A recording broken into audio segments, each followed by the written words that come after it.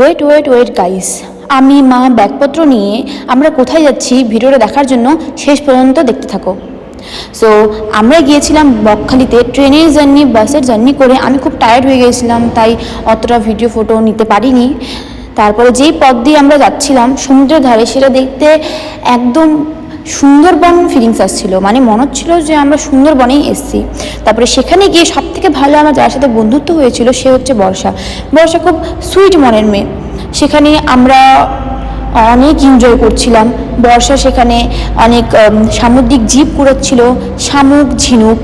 আর একটা কথা গাইস, সেখানে আমার বর্ষার সাথে আমি মিশিয়ে আমার খুব ভালো লেগেছিলো, কারণ বর্ষা খুব মানে সুইট মনের। আর সেখানে গিয়ে আমরা অনেক ভিডিও ফটোও তুলেছি। সো সেগুলো দেখার জন্য তোমরা আমাকে ইনস্টাগ্রামে ফলো করতে পারো। একটা আইডি হচ্ছে LuckyVoco05 আর একটা IorLucky17।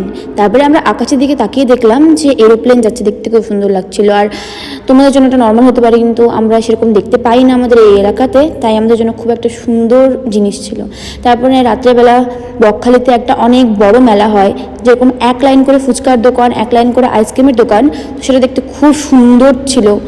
সেখানে গিয়ে আমার যার সাথে দেখা হয় তা হচ্ছে কিউট বেবিটা, দেখতে খুব কিউট ছিল, খুবই কিউট ছিল। So okay guys, tata.